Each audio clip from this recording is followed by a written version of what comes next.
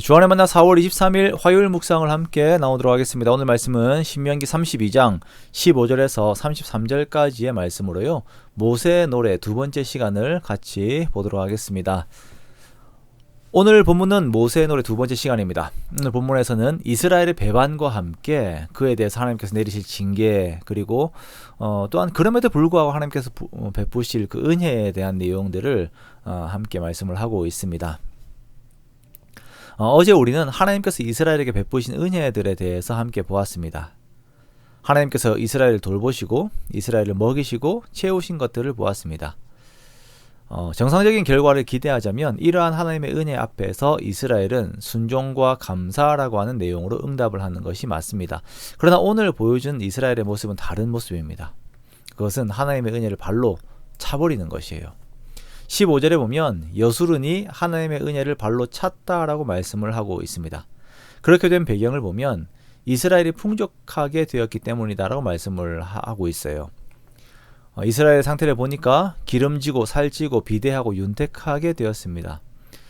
풍족을 누리는 것이죠. 이렇게 풍족을 누리게 된 것이 모두 하나님의 은혜인데 그 은혜를 은혜로 받아들이지 못하고 그 은혜 속에서 오히려 하나님을 업신여겨버려요. 자기가 풍족해지니까 교만해지게 된 것이죠. 그렇게 하나님을 잊고 다른 세상의 신들에게 그들의 마음을 줘버립니다. 그리고 이것이 하나님의 징계를 불러오게 됩니다. 성경은 하나님을 질투하시는 하나님이시다라고 말씀을 하시거든요.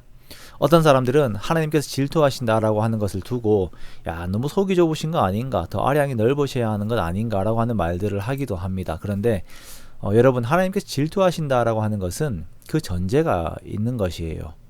그것은 우리를 사랑하신다라고 하는 의미입니다. 사랑하는 것이 없으면 질투하는 것도 없지요.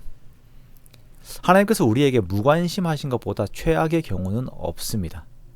하나님께서 우리를 사랑하시기 때문에 우리가 하나님을 떠나서 다른 신들을 따르게 되고 그 다른 신들을 사랑하게 되면 당연히 우리를 질투하시는 것입니다. 자, 하나님께서는 우리에게 사랑을 베푸셨는데 우리는 그 사랑을 배반하고 다른 신들을 사랑하게 되면 하나님께서 질투하시고 분노하신 것은 당연한 결과예요.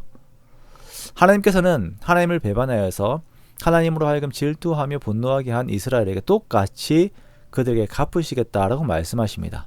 이스라엘의 분노를 일으키시겠다라는 것인데요. 그 방법은 하나님의 백성이 아닌 자들로 이스라엘보다 우위에 있게 하시고 그렇게 이스라엘을 압제하게 하셔서 이스라엘에게 분노를 일으키시는 것입니다.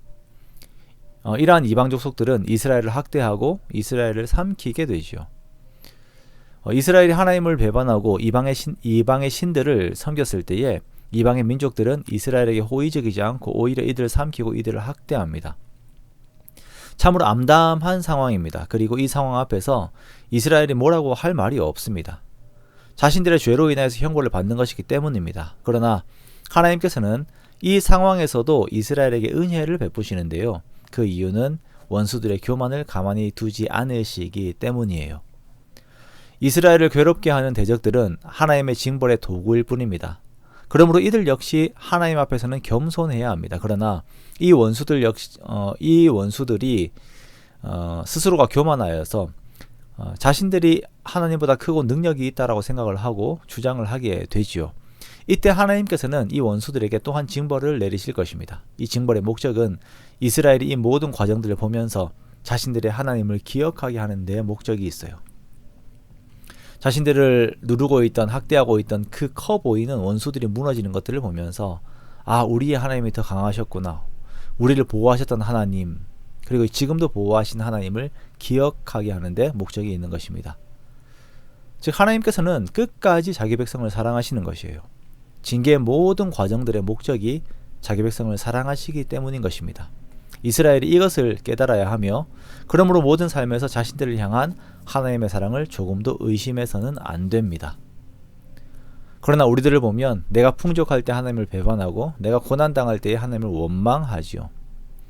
사랑하는 성도 여러분, 우리를 사랑하시는 하나님의 사랑을 조금도 의심하지 않는 우리가 되기 원합니다. 우리를 향한 하나님의 모든 행위의 근거는 사랑입니다. 우리를 사랑하시기에 우리에게 체험을 주시고 우리를 사랑하시기에 우리에게 징계를 내리시기도 하십니다. 그러므로 우리가 오늘도 하나님을 바라보되 은혜 입은 자답게 하나님을 바라보고 은혜 입은 자답게 순종하는 우리가 되기를 원합니다. 그렇게 순종으로 하나님을 사랑하여 주의 기쁨이 되는 저와 여러분의 복된 삶이 되시기를 주님의 이름으로 축원합니다.